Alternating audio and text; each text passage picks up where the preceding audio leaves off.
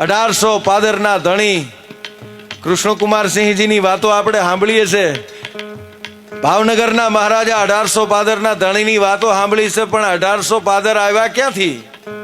1800 પાદર આવ્યા ક્યાંથી બાપુ?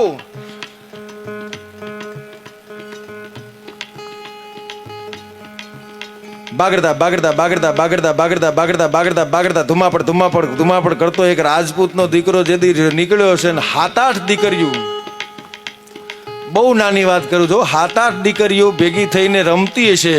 એમાં ઘોડા ઉપર બેઠા બેઠા રાજપૂતે ચારણની દીકરીઓને કીધું કે બાપા જય માતાજી। એ હાથમાંથી 6 બોલી જય માતાજી, 1 ના બોલી। એટલે ઘોડા ઉપર બેઠા બેઠા, જોજો ઈશારામાં વાત કરું છું, સમજાય તો। ઘોડા ઉપર બેઠા બેઠા ફરીવાર રાજપૂતે કીધું કે બાપા જય માતાજી। પાછી હાથમાંથી 1 ના બોલી, 6 જવાબ દીધો કે જય માતાજી। એટલે ઘોડા ઉપર બેઠો બેઠો આ દેશનો રાજપૂત પેલી 6 દીકરીઓને કહે છે, હાથમાંથી 6 જવાબ આપે છે અને એક ચારણની દીકરી, આ ગઢવીની દીકરી જવાબ નથી આપતી, મૂંગી છે, બેરી છે। તો 6 તે દિવસે એમ કહેતી હતી બેરી નથી, મૂંગી નથી। તો કે બોલતી કેમ નથી?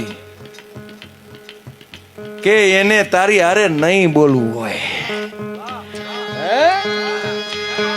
કે એને તારી હારે નહીં બોલવું હોય। અને પછી હરાન કહેવામાં તરત સમજી જાય, નહીં તો એને રાજપૂત ના કહેવાય। ઘોડા ઉપર બેઠો તો એને વિચાર આવ્યો કે આ તો ચારણની દીકરી કહેવાય, જોગમાયા કહેવાય, એની હારે વાત કરવામાં ઘોડે ન બેહાય। હેઠો ઉતરી અને પગે લાગીને કહે છે કે માં મારી ભૂલ થઈ ગઈ, તો કે હવાર પડતા જો 1800 પાદર ન દઉં તો હું ખોડિયાર નો કહેવાય। જા બાપ, હવાર પડતા તને 1800 પાદર ના દઉં તો ખોડિયાર નો કહેવાય। ઈ વરી તને વખતા આજ પેરમના ધણી હો સાહેબ, નકર રાંગ રાંગ રખડતો તો એને 1800 પાદર નો ધણી। કાલ હવારનો સૂરજ ઉગે અને 1800 પાદર નો ધણી ન કરું તો હું ચારણની દીકરી નો કહેવાય। ઈ માં, ઈ ભગવતી જગદંબા।